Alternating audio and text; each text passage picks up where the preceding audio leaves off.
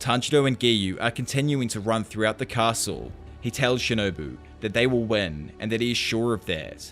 Suddenly, a powerful tremor strikes, shaking the area and worrying the two water breathers.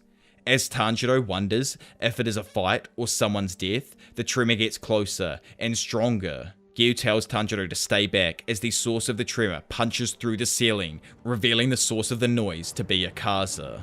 Akaza tells the Demon Slayers, "Long time no see. I'm surprised a weakling like you is still alive, Tanjiro Kamado," causing Tanjiro to yell his opponent's name back. Within the castle, Tanjiro has begun to engage Akaza in a fight, whom lunges forward to forcefully attack first. Tanjiro is narrowly able to escape the blow by using Hinokami Kagura Fire Wheel to whip over Akaza. Now behind him, Tanjiro wills himself to slice Akaza's arm off and successfully manages to do so, but is swiftly attacked when Akaza manages to regenerate his arm. To his advantage, Tanjiro narrowly avoids his attack by using Hinokami Kagura Fake Rainbow and slices Akaza across the face in the process. Akaza regenerates his cut while he stares, stunned at Tanjiro's ability. After having witnessed their small scuffle, Giyu stands amazed at Tanjiro's techniques, thinking of how his ability is equal to that of a Hashira's. He recalls the snow day of when they first met, and how all he could do was beg for his sister's life, compared to how he can now fight without losing his life or dignity. Akaza recalls the final words spoken to him by Kyojuro. "This boy isn't weak, and do not insult him," and acknowledges Tanjiro's strength and informs him of his newfound respect for him.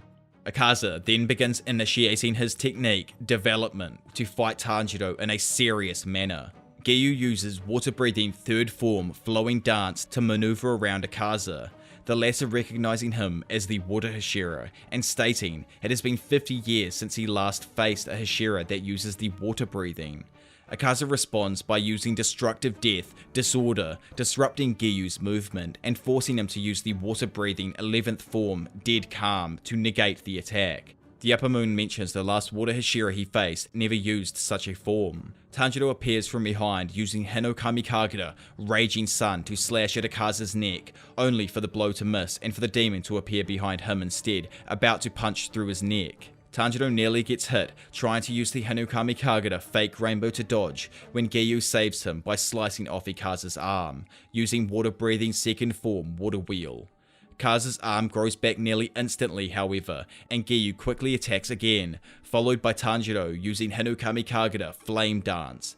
Akaza sees him trying to slice his foot and uses leg type Crouch Splitter, knocking the Demon Slayers. Tanjiro tries to parry with his blade, and though he nearly comes out unscathed, Akaza's leg catches Tanjiro's nose slightly, causing him to bleed heavily from the sheer force. Tanjiro crouches down to soak up the pain, leading Giyu to face Akaza alone. Akaza compliments his opponent's sword and asks for his name, only to be denied as Giyu tells him that he does not have a name to tell the demon, and that he hates talking, so do not bother. The demon happily responds and will continually ask him until he gives in, using leg type Explosive Flurry to hit his blade handle, knocking the Hashira away through several walls. Tanjiro sees the impact and calls out to Giyu, only for Akaza to appear alongside him, excited now that he knows the opponent's name. The two swing at each other, and Tanjiro uses Hinokami Kagura, Burning Bones, Summer Sun, and Akaza, deploying his Destructive Death 8-layered Demon Core in retaliation. Akaza survives the clash unscathed, while Tanjiro is forced back, slamming into the wall. Akaza compliments his moves and for training so much in a short period of time. He praises Kyojuro Rengoku for the day of their battle, as Tanjiro was a weakling lying down that night. Now, however, he sees Tanjiro's growth in battle and is now excited to face him. Akaza voices his gratitude at Kyojuro's death, as he believes he would have never become stronger than that day, also insulting his belief to remain human. Tanjiro hears these words, and remembering Kyojuro, Shinjuro, and Senjuro, he becomes enraged, telling him to stop insulting the former Flame Hashira. Akaza is confused, retorting he is praising the two, while Tanjiro only tells him he is insulting Kyojuro, as well as hating anyone who faces him. The demon claims Tanjiro is at a misunderstanding, as he only hates the weak, as he states that the laws of nature dictate the weak to be eliminated. The Demon Slayer responds back that the upper rank himself is the product of his wrong views, as he himself was once weak as well, and had become powerful. Tanjiro yells that the strong protect the weak, then the weak get stronger and help those weaker than themselves, calling it the true laws of nature. He calls Akaza's beliefs unforgivable, and voices that he will not let him do as he likes any further. Facing off against Tanjiro, Akaza cannot brush aside this unpleasant feeling he is giving him. He is unsure why he feels angry fighting him, since he believes Tanjiro is no longer weak, yet cannot shake the feeling of his eyes, voice, and words cutting into him. At that moment, someone grabs Akaza's shoulder and confirms Tanjiro's words. Everyone starts off weak. They get help from everyone around them, but he should only compare his own progress against himself, not that of others. The man tells him that the only thing important is becoming stronger than he was yesterday, and soon he can be the one to help people. Angered, Akaza tries to punch behind him to hit the man, but strikes nothing. As a bewildered Tanjiro sees Akaza punch the air suddenly, Akaza angrily mutters, "Tanjiro, you really are extremely unpleasant." Akaza uses Destructive Death, crushing type 10,000 leaves, flashing willow, and ruptures the ground around him, with Tanjiro just barely dodging the attack. As he becomes stunned at Akaza's new speed, the demon then quickly engages the Demon Slayer from below and uses his Destructive Death leg type Flying Planet 1000 Wheels, with Tanjiro taking the attack and vomiting as a result. He tries to reason as to how Akaza manages to nearly hit him with every move. All his strikes seem to aim for his vital areas, and his attacks seem to be attracted to them. He thinks back to when the demon deployed his technique, Deployment Compass Needle, but before he can figure it out, Tanjiro dodges to the side to escape an oncoming kick. Tanjiro uses the Hinokami Kagura Solar Heat Haze, but only manages to cut halfway through Akaza's neck, who manages to heal the cut instantly. However, the Upper Moon is curious as to how the tip manages to appear hazy before hitting him, asking the Demon Slayer how he did it. Elsewhere, Senjuro prays for his late brother Kyojuro that a major part of the battle is now active, pleading for him to protect Tanjiro in spirit. Senjuro thinks to his written letter to Tanjiro about the conversation between the sun-breathing swordsman and the flame Hashira of that time, and how the swordsman was the first breather user and had engaged Muzan in battle. As Senjuro continues to pray for his brother and that Tanjiro will survive, it is revealed that the Kosugi Crow with his letter is sitting nearby watching the battle, forcing Tanjiro to survive the battle in order to read it. As Tanjiro attempts to use his Hinokami Kagura Fire Wheel, Akaza catches the blade in his hands. Startled that he will attempt to break it, Tanjiro instantly headbutts the demon, but doesn't injure Akaza at all. He attempts to kick him, but Akaza continues to grasp the sword. Suddenly, Akaza's hands are sliced off, freeing Tanjiro and his sword, as Giyu returns, stating that he's angered at the searing pain in his back and sarcastically thanking the Upper Moon for blasting him through several walls. As Giyu and Akaza face each other, Giyu comments on the reason he fights. He doesn't want to battle to the best of his ability, and he doesn't like battles where his opponents continually swing for fun. But now, he had never faced someone who overwhelmed him with his first clash. Giyu states that Akaza's senses are all finely tuned and polished. His own senses are now switched on to a state where only the strong battle. As he finally understands here that the moments of life in a battle truly test someone's abilities, Tanjiro watches as Giyu unlocks his Demon Slayer mark. Giyu rushes towards and swings the blade, just missing Akaza's neck. Akaza tries to punch his head off, but the Hashira ducks down and swings again, with the demon bending back to escape the strike. Akaza realizes the mark has appeared and his speed has now increased.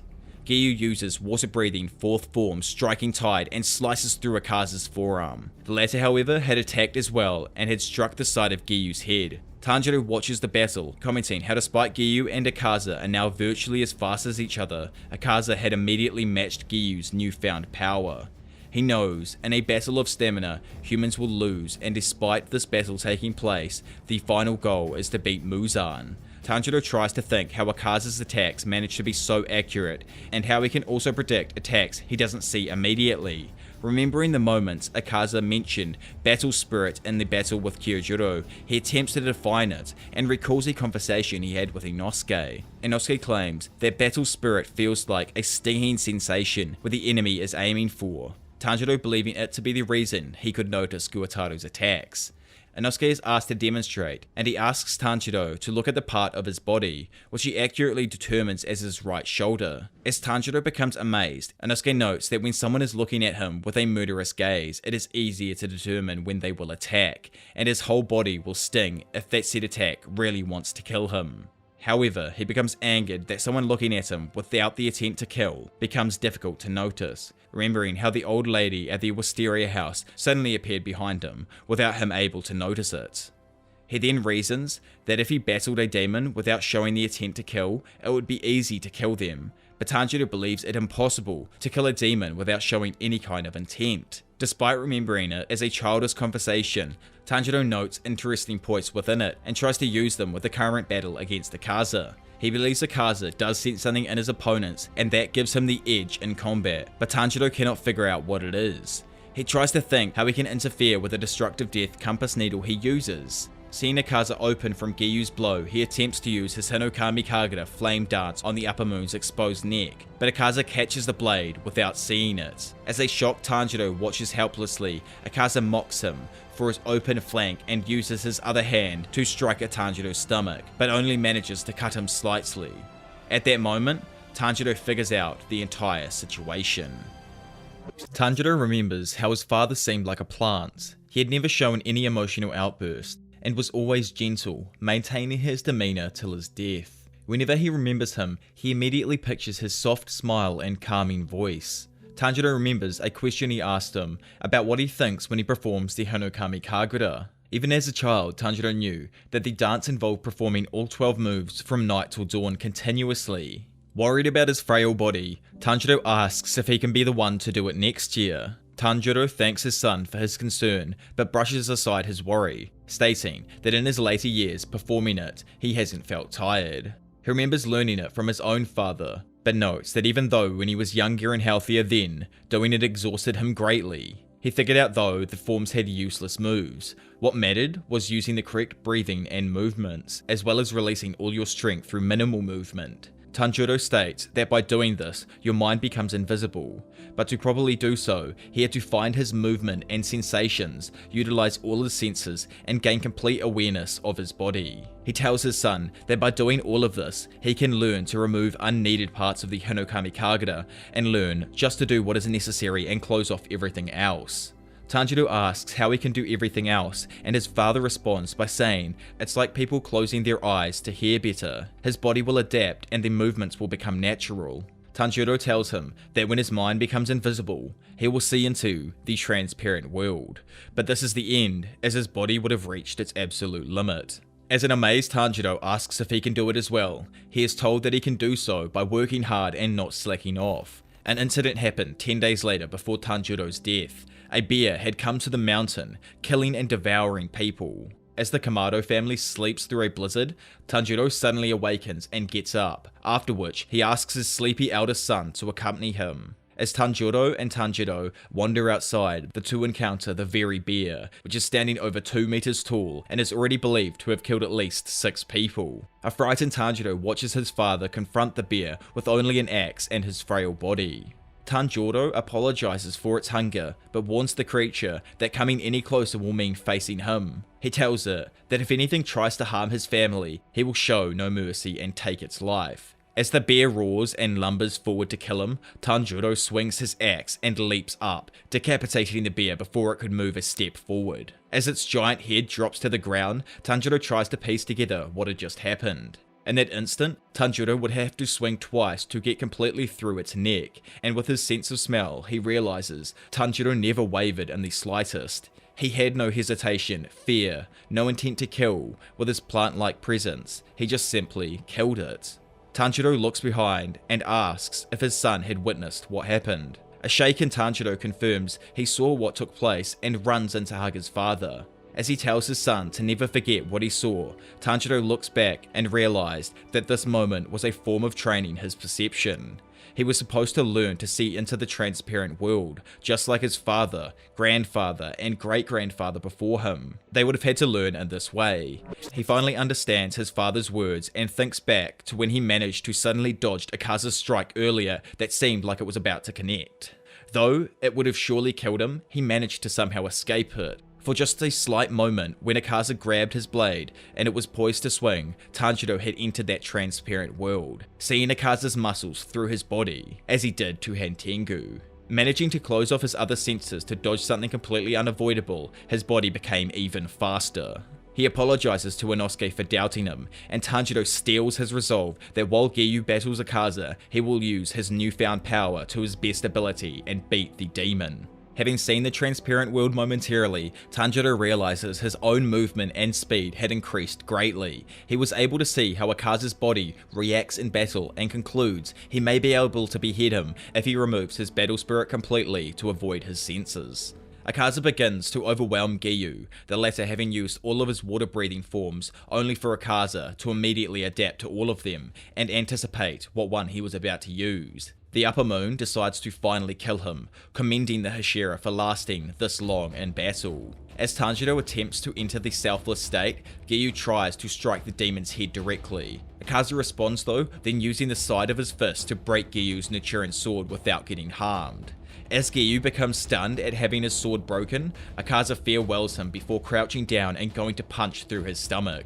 Suddenly, Akaza's hands fall off, saving Giyu from getting hit. As Tanjiro has managed to enter the selfless state and bypass Akaza's compass needle, Giyu looks on at Tanjiro's new appearance and power. Akaza's body becomes stricken with the uncertainty at Tanjiro's changed aura, so he deploys his final form, Technique Development Blue-Silver Chaotic Afterglow. Giyu looks at this new threat and is uncertain if he can negate it with his own dead calm. Tanjiro, however, seeing into the transparent world again, is able to detect the attack with his increased perception and vision. Giyu is unable to beat Akaza's new technique and is knocked back against the wall, with his dead calm being unable to handle the force. The demon commends him for surviving such a large number of fatal blows and tells him, "Don't die like Hyojuro or Tanjiro, instead become a demon Giyu." However, the Water Hashira becomes confused, wondering how Akaza can state that he killed Tanjiro, with Tanjiro standing directly behind him. Realizing maybe he is unable to sense his partner, he mutters to Tanjiro to go for the neck, now that Akaza is unaware. Tanjiro calls out to the Upper Moon and declares that he will decapitate him, annoying Giyu for announcing his attack out loud. Akaza retaliates by attempting to swipe the Demon Slayer's head, only for Tanjiro to duck down to safety. Suddenly, he notices he cannot sense anything, seeing Tanjiro as completely different from before, with his battle spirit seemingly gone. Akaza tries to calm himself and believes that he will be able to sense an attack, but without warning, his head is sliced completely off by Tanjiro, who is using the Hinokami Kagura Setting Sun transformation. With Giyu stunned at Tanjiro's sudden improvement, Akaza declares that this is impossible. Despite being beheaded by Tanjiro, Akaza internally reflects on the battle spirit of people. He had never encountered someone who could remove theirs, commenting that fighting Tanjiro felt like fighting a plant. Despite his senses and compass not working properly on the battlefield, anything unexpected can happen. He notices Tanjiro managing to surpass his own speed in a short amount of time, but his eyes showing no intent to kill. Akaza believes Tanjiro has achieved the selfless state he so badly wanted to attain himself, something he believes that he should have done so by now. The upper rank tries to put his head back on top of his neck with the resolve to continue fighting. However, Giyu flings his broken sword at his head, knocking it away from his grasp. The upper rank repeats his drive to continue to get stronger as his head starts to disintegrate. Tanjiro becomes relieved, but immediately stiffens up due to his body hitting his limits. However, upon seeing Akaza's body not disintegrating, Giyu and Tanjiro worriedly look on. Akaza's headless body activates Destructive Death Compass Needle again and immediately attempts to hit Tanjiro's neck. Though he barely misses, the demon changes stance and hits Tanjiro square in the side, knocking him away. Tanjiro realizes Akaza is trying to make his head a weak spot no longer, similar to Muzan earlier. He tries to get up, but faints due to his body reaching its absolute limit. Giyu sees Akaza going for his unconscious comrade and uses water-breathing fourth form Striking Tide to stop him. though the cut instantly heals. Giyu then declares that if Akaza wanted to kill Tanjiro, he would have to go through him first, and takes his stance to fight once again. Akaza sees his indomitable spirit, one that does not bend in the face of any obstacle. Suddenly, he sees the same man from earlier, who comments that we wield the sword in our hearts. The things we use are our fists. Calling the man an eyesore, Akaza moves forward to engage Giyu, but is internally held back by the vision of a young woman, wishing Hakuji-san to just stop already. As Giyu readies to fight Akaza once more, he realizes the severity of the situation. His body has reached its limits, his senses are failing, his body is numb, and the only thing keeping him up is his breathing, calling it a miracle for him to continue battling despite the heavy toll on his own. Giyu now focuses on protecting the unconscious Tanjiro, resolving to never let friends or family die on his watch again, knowing Tanjiro would do the same. The woman's spirit grabs Akaza, telling him to not go. Akaza tells her to go away, asking who she is, and she tearfully begs for them to go to the other side. But he only responds to her that he must kill Tanjiro and Giyu. When asked why, Akaza's only answer is that he must get stronger. But when she asks why he needs to get stronger, he answers, because if I don't, I won't be able to bring the medicine back for Dad. As Akaza's memories come flashing back to him, we dive into a flashback where Akaza was once known as Hakuji, an 11-year-old boy who stole money and food to keep his father alive. One fateful day, he was caught, beaten, and given tattoos to mark him as a thief. The village's magistrate warns the boy his hands would be removed the next time he steals, only for him to say that he can go and cut them off as he still has his feet and will steal with those instead. The magistrate tells him the beatings he received would cause a strong man to become numb, calling him a demon child for being able to handle it. The boy continues on, telling him to call him by that name, saying that he was born with fangs. After his beatings and threats by the authorities, Hakuji walked home until a man informed him of terrible news. His father had heard he was caught and had hung himself in shame. While Hakuji was in the cemetery, he read the final letter that his father had written out before his death. His father wrote to him, "Dear Hakuji, please live an honest life so that you can turn over a new lead. I don't want to live off money that has been stolen from others, and I'm sorry for being a nuisance." After reading the letter and finding his headstone, Hakuji tearfully grabs it and grieves his death. He asks how his father can make peace with such people, finally cursing the world and telling it that everyone can just go to hell. Hakuji recalls his beatings for stealing money and how he could endure anything for his father, no matter how severe. He wonders why he had hung himself, declaring he would have died for him. After being expelled from Edo due to his rage, he was left to wander the streets, eventually making his way to a village where he found 7 men and almost beat them to death, leaving them there unconscious, all while saying his father never hurt anyone. He didn't bother him, and he didn't need to apologize. Afterwards, a martial artist came by, drawn by the news a boy was about to be killed, instead finding that said boy had actually beaten the 7 men barehanded. Amazed at this feat, the man cheerfully asks if he would like to be a student, only for the still hurt Hakuji to threaten him back. Later on, the man takes the awakened Hakuji for a tour of his dojo, and he introduces himself as Keizo, a master who teaches the bare-fisted martial art called Soryu style. However, he didn't have a single student, so he made his living off handyman work. Keizo asks the boy to care for his sick daughter, a task his recent wife used to do but had killed herself over due to its exhausting nature. Hakuji asks why he would leave his daughter with a criminal, only for Keizo to cheerfully remind him that he beat up that said criminal. Keizo's happy demeanor reminds Akaza of why he hates Tanjiro so much, because Tanjiro reminds him of Keizo, a figment of his boring and worthless past. As he continues to call his past worthless, he reaches the memory of where he first met Koyuki. Koyuki's sick appearance reminding him of his own father's. As Keizo goes away to work, he leaves the two together. Koyuki asks if he is hurt, seeing his injured face. Akaza curses his human life, remembering the promises he made and failed to deliver. He declared his life worthless, filled with empty promises. Hakuji asks himself why sick people are always apologizing, remembering the times his father did so, and Koyuki now apologizing that he can't train while caring for her. Koyuki was born with a weak body and had to be attended to day and night. However, Hakuji was fine with the task as he had previously cared for his ill father, and his resilient nature meant that he never tired. He never felt like playing around anyway and simply trained in his free time. Hakuji mentions there would be fireworks on display and that he was willing to carry her to the bridge to watch with him. When Koyuki seems unsure, he reminds her of next year and the year after that. She begins to cry, somewhat annoying him that she would burst into tears mid-conversation. He believes she cries due to the depressing nature of her illness, while commenting her crying made him feel uncomfortable. While Keizo and Hakuji share a drink at the well, the master mentions how their names are actually similarly structured to be based on a phrase meaning protect. Therefore, they must protect something, a fact that makes Keizo laugh. Keizo recalls how the dojo came to be. He says he had protected an old man with the Soryu style of combat, and that man, amazed at the feat, had given him the land and place for the dojo. Later on, however, the nearby Kenjutsu dojo found out and began to harass the Soryu dojo, which led to him having no students. This was mitigated in Keizo's eyes by training Hakuji and caring for Koyuki, something that he said healed his heart. Years later, Hakuji turns 18 and Koyuki turns 16. In that time, Koyuki had gotten better and no longer needed to continually lie down. She was also now happy and bright.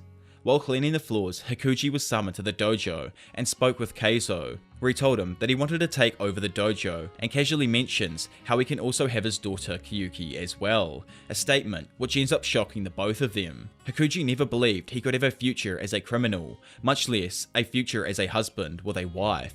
He remembers his father's letter to him and recalls the swelling feeling his life could go anywhere, declaring now that he wants more than nothing to protect Koyuki and Keizo, even at the cost of his own life. Hakuji travels back home to tell his father's grave about his marriage, but as he returned to the dojo, he suddenly began to breathe heavily, and a sinking feeling came over him. There, someone informed him the well they drank from was poisoned by the Kenjutsu dojo, killing Keizo and Koyuki.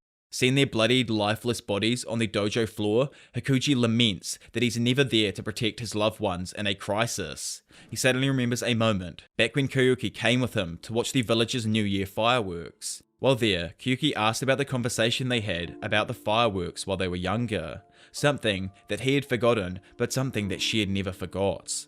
When he was unable to watch them that year, he suggested the next one to her, or the year after that, and she recalls when she didn't believe in herself living another year or so on. Koyuki remembers when her mother killed herself, being unable to care for her any longer, and believed, in a way, her father was tired of caring for her as well. She saw Hakuji casually asking if she was willing to see them next year, giving her hope of a future. Koyuki asks if he would like to be her husband, and Hakuji graciously answers so, yes. I will become stronger than anyone else and protect you for my entire life.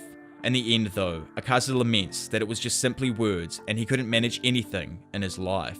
Filled with rage and losing the people he loved once again, Hakuji went to the Kenjutsu dojo and brutally killed all 67 members inside. Using their Soryu style, he eviscerated their bodies. The dojo was found with crushed skulls, destroyed organs, brain, limbs and eyeballs strewn throughout the building.